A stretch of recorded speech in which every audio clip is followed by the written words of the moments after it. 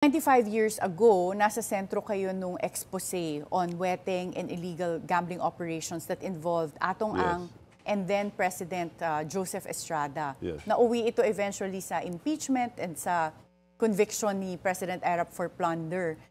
Ngayon po, may kinakaharap na naman na issue si Atong Ang dun sa missing sa Bungeros. Ano po yung palagay niyong dahilan? Bakit nadadawit na naman dito ngayon si Atong Ang pero sa sabong? Well, napagsabihan na si Atong Ang noon na na-reprimand na noon na wag na lang negosyo ng mga tungkol sa illegal number games. Pero iba naman yun eh. Allowed naman yung ginawa nila noon. Kaya lang nagkaroon ng problema dahil nawala yung mga sabongero. So whether true or not, it's a problem. They have to prove it.